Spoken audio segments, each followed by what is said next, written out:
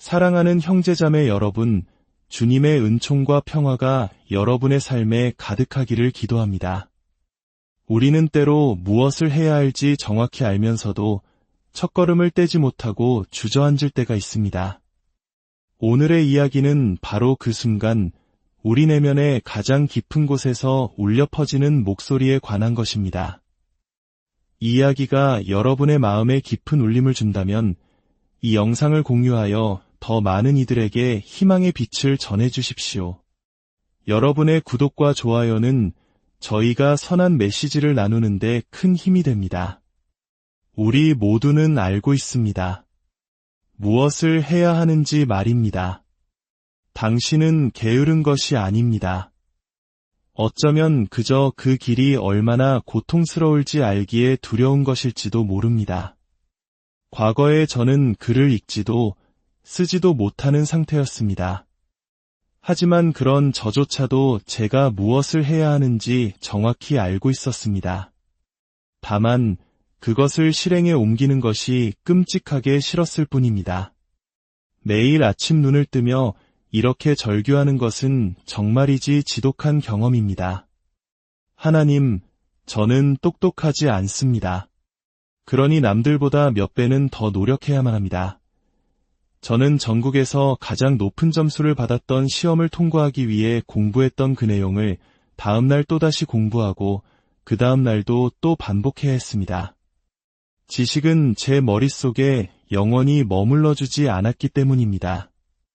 네, 맞습니다.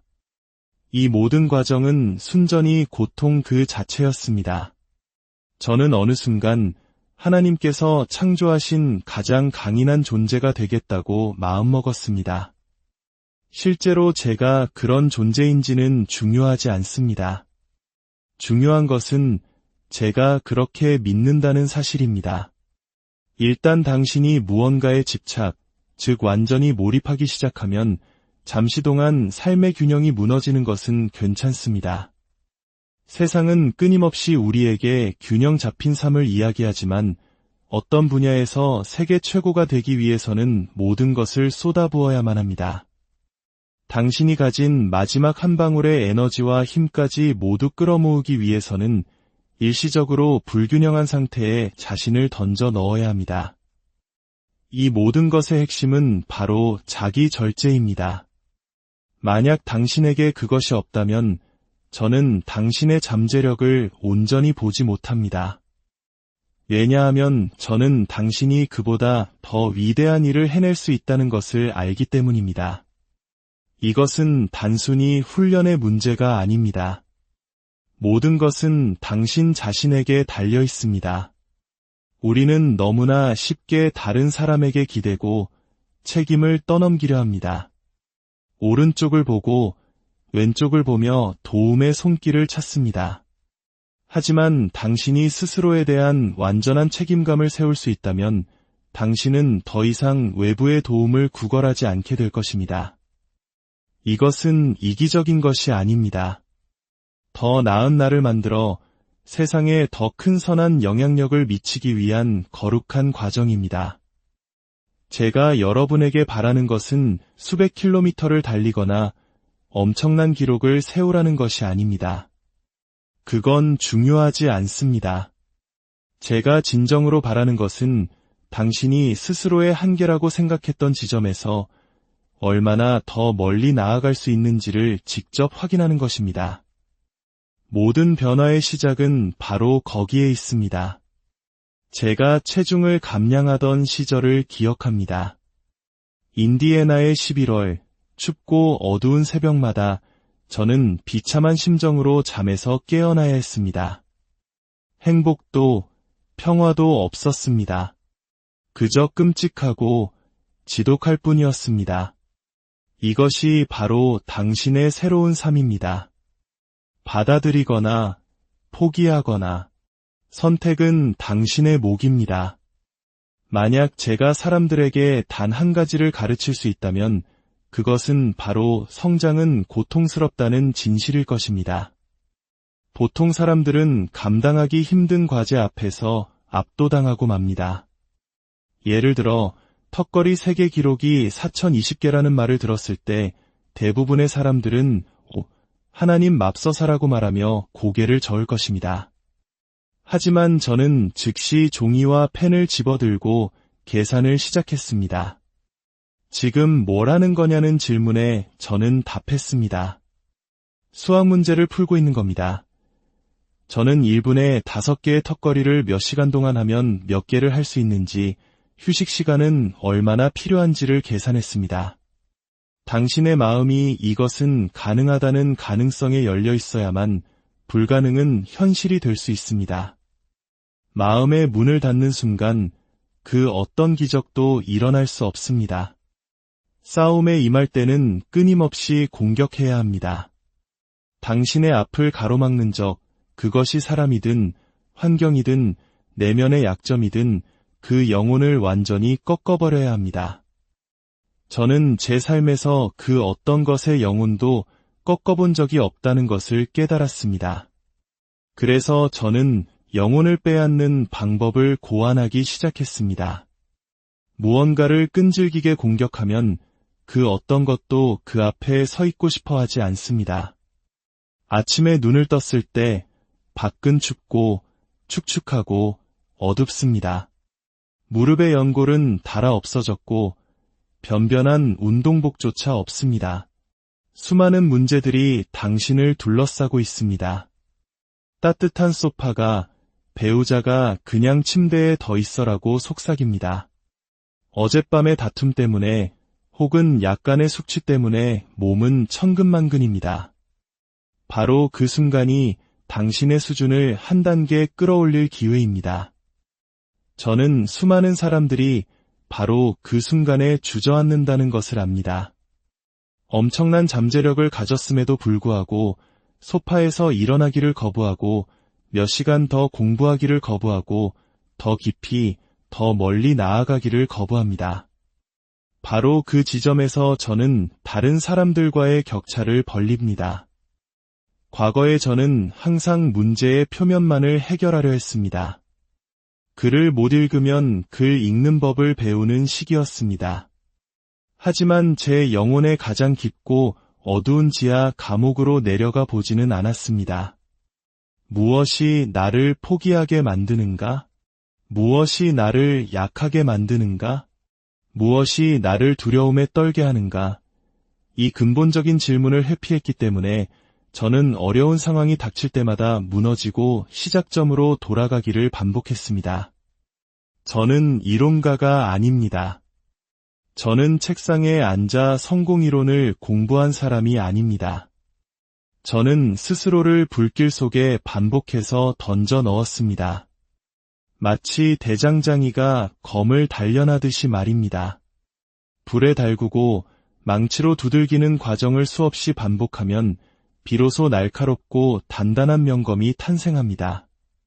저는 스스로에게 계속해서 물었습니다.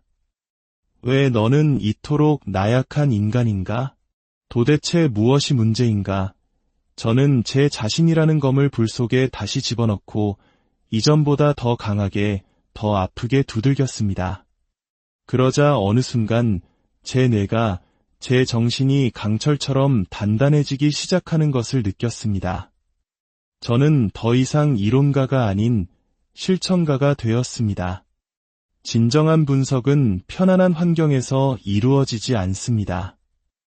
섭씨 22도의 쾌적한 방에서는 그 어떤 것도 해부할 수 없습니다. 당신은 스스로를 얼어붙을 듯한 냉동고 안에 가두고 그곳에서 당신의 정신을 해부해야 합니다. 내가 여기서 나가고 싶어 라고 비명을 지르는 가장 비참한 순간에 당신은 아니 5초만 더라고 말해야 합니다. 바로 그 순간 당신은 당신의 뇌를 조각내어 분석하고 약점을 파악하고 재조립할 수 있게 됩니다. 저는 제 자신을 끊임없이 불과 냉동고 속으로 밀어넣었고 정신적으로나 육체적으로나 제 자신을 한계까지 몰아붙였습니다. 그리고 마침내 놀라운 변화가 일어났습니다. 160km 울트라 마라톤에 참가했을 때의 일입니다. 112km 지점에서 저는 파란색 의자에 주저앉았습니다. 제대로 수분을 섭취하지 못해 과자는 모래알처럼 변했고 발은 부서졌으며 지난 12시간 동안 화장실도 가지 못했습니다. 몸이 멈추자 정신이 폭주하기 시작했습니다. 저는 데이비드 고긴스라는 이름으로 태어났지만 그 아이는 연약했습니다. 괴롭힘과 학대에 시달렸고 두려움이 많았으며 어려운 일이 닥치면 언제나 포기했습니다. 아무리 열심히 훈련해도 결정적인 순간에는 나약한 데이비드가 튀어나와 모든 것을 망쳤습니다. 그래서 저는 그 나약한 아이를 극복할 새로운 존재, 고긴스를 만들어내야만 했습니다. 그 과정은 제 내면의 실험실, 즉 훈련된 겸손함 속에서 이루어졌습니다. 땅에 구덩이를 팔 때, 굳이 하지 않아도 되는 일은 새벽에 일어날 때, 저는 더 강해졌습니다. 계속해서 갈망하는 것은 중요합니다. 하지만 그 갈망 속에서 겸손함을 유지하는 것은 더욱 중요합니다. 많은 사람들이 굶주려 있지만 그들을 진정으로 위대하게 만드는 것은 겸손입니다. 저는 의자에 앉아 피가 섞인 소변을 흘리고 온몸이 망가진 채로 결승선까지 남은 48km를 바라보았습니다. 거의 1년 동안 달리기는커녕 보디빌딩만 했고 대회 전날에는 스쿼트와 데드리프트 같은 고강도 운동까지 했습니다. 제 삶에서 제가 하는 모든 일은 고통 그 자체였습니다. 제가 136kg의 거구였을 때 해군 특수부대인 네이비실에 지원하기로 한 것은 어떤 극적인 깨달음 때문이 아니었습니다. 저는 제 인생 전체가 투쟁이 될 것임을 알았기에 차라리 그 현실을 외면해왔던 것입니다. 하지만 그 끔찍한 과정을 통과하면서 저는 한 가지 진리를 깨달았습니다. 저는 이 세상의 가장 낮은 곳, 아무런 재능도 배울 능력도 없던 밑바닥에서 시작했습니다. 그렇기에 저는 그 누구도 동정하지 않습니다. 왜냐하면 저는 인간이 스스로를 일으켜 세우는 것이 얼마나 위대한 일인지 직접 경험했기 때문입니다. 이제 제 나이는 49세이고 저는 경제적으로 부족함이 없습니다. 더 이상 아무것도 하지 않아도 됩니다. 어릴 적 저는 이 모든 고통스러운 일을 더 이상 하지 않아도 되는 날이 오기만을 꿈꿨습니다.